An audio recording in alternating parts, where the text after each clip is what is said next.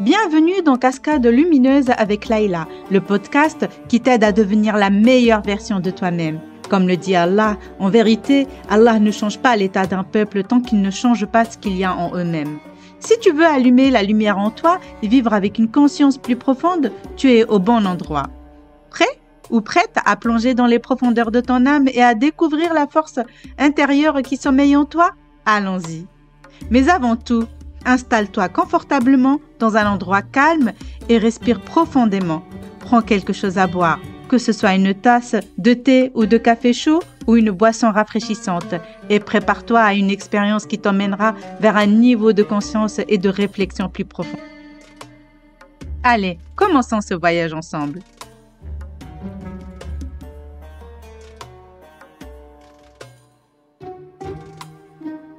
Salam alaikum wa rahmatullahi wa barakatuhu. Que la paix, la miséricorde et les bénédictions d'Allah soient sur vous et avec vous. Bienvenue dans le 8e épisode de la série Miroir intérieur. Aujourd'hui, nous explorons une vertu qui peut transformer profondément nos vies. Le pardon.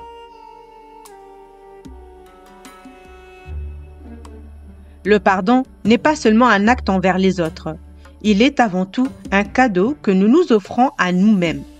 C'est une clé puissante pour libérer nos cœurs des poids du ressentiment, pour trouver une paix intérieure durable et pour renforcer nos liens avec les autres. Mais pourquoi le pardon est-il si difficile? Pourquoi avons-nous tendance à garder rancune, même si cela nous fait souffrir? Dans cet épisode, nous allons plonger au cœur de cette vertu. En nous appuyant sur les enseignements du Coran, les récits prophétiques et des stratégies pratiques pour intégrer le pardon dans notre vie quotidienne.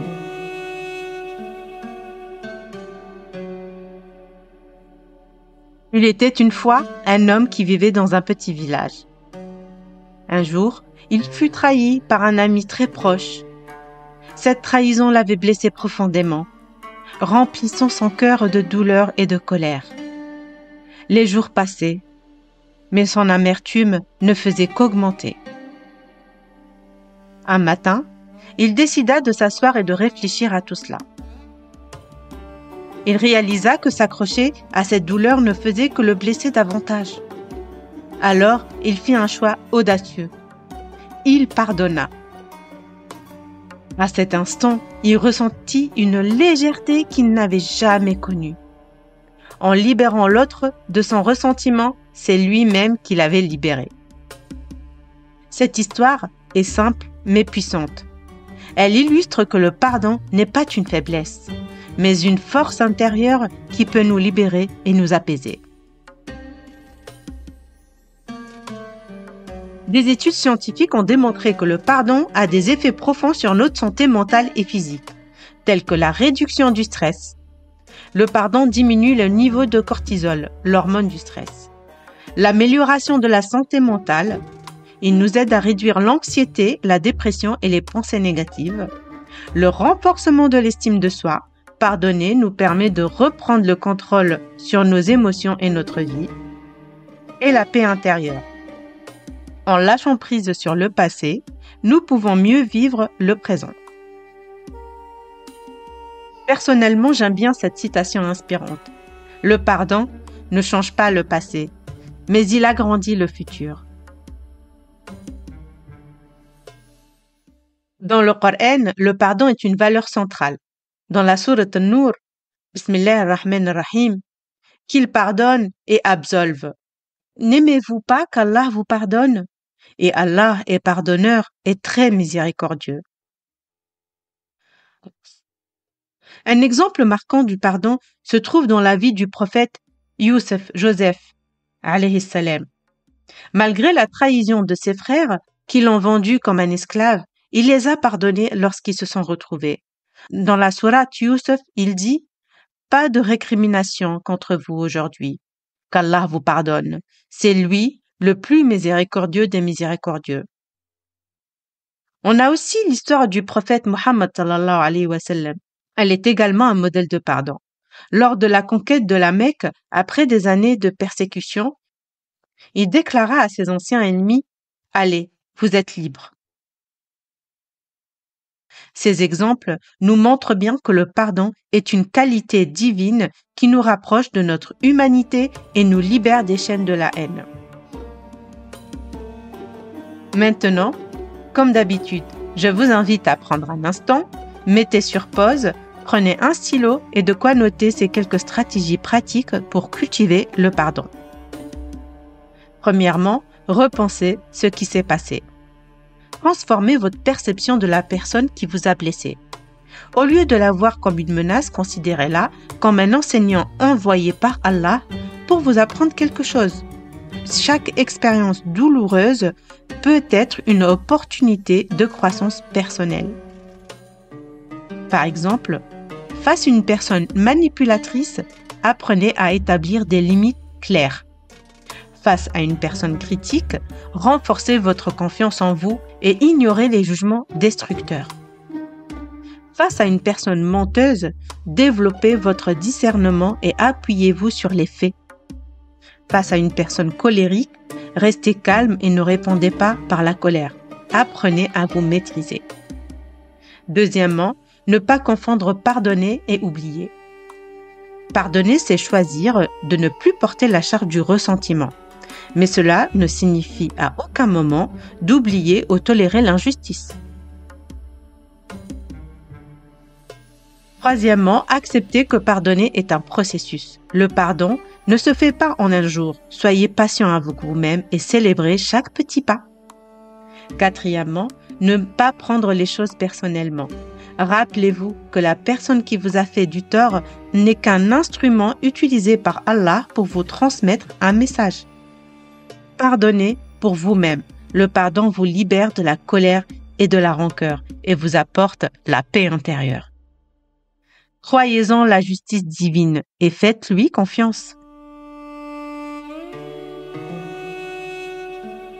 Comment peut-on surmonter les obstacles au pardon? Pardonner peut être difficile, surtout lorsque la blessure est profonde. Alors voici quelques stratégies pour surmonter ces obstacles. Premièrement, reconnaître vos émotions. Prenez le temps de comprendre pourquoi vous êtes blessé. Deuxièmement, demandez de l'aide à Allah. Dans les moments difficiles, nous pouvons prier et méditer pour demander la force de pardonner. Comme le dit Allah dans la sourate Al-Imran, verset 134, « Et ceux qui répriment leur rage et pardonnent aux gens, car Allah aime les bienfaisants. »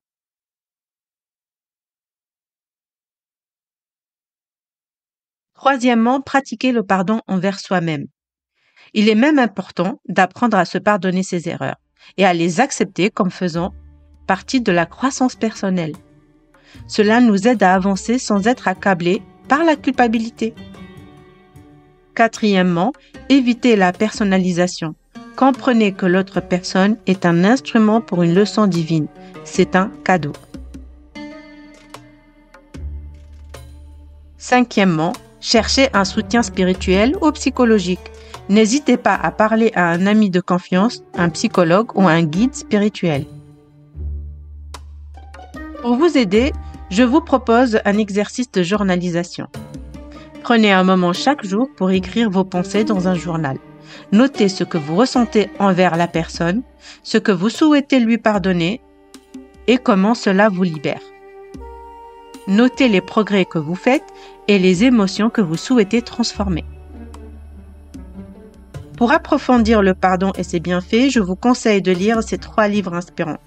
Le pouvoir de maintenant d'Eckhart Tolle, Les 4 accords Toltec de Miguel Ruiz et Le pardon de Desmond Tutu. Ces ouvrages vous fourniront des outils pour transformer votre vie grâce au pardon. En conclusion, le pardon est une vertu essentielle. Pardonnez pour vous-même, non pas seulement pour les autres, et libérez votre cœur de la douleur, de la colère. Rapprochons-nous tous d'Allah en lui demandant la force de pardonner et de nous accorder la paix intérieure. Alors, prenons un moment pour nous tourner vers Allah et demander sa guidance. Ô Allah, toi qui es le miséricordieux et le pardonneur, Aide-nous à pardonner à ceux qui nous ont blessés, comme nous souhaitons que tu nous pardonnes. Remplis nos cœurs de paix et de lumière, libère-nous de chaînes du ressentiment et accorde-nous la sérénité. Amin.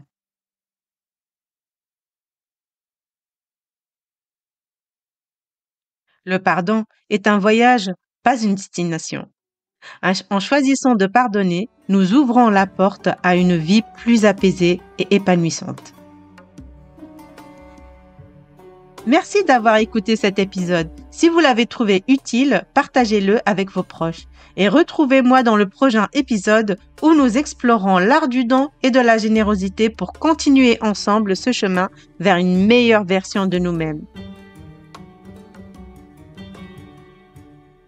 C'était Laïla. Je suis ici pour vous rappeler que le changement commence de l'intérieur et que le bonheur est un choix. Que la paix et la bénédiction d'Allah vous accompagnent dans votre cheminement. Puisse-t-il vous guider et vous accorder la force et la sagesse nécessaires pour évoluer vers la meilleure version de vous-même. À très bientôt et prenez soin de vous.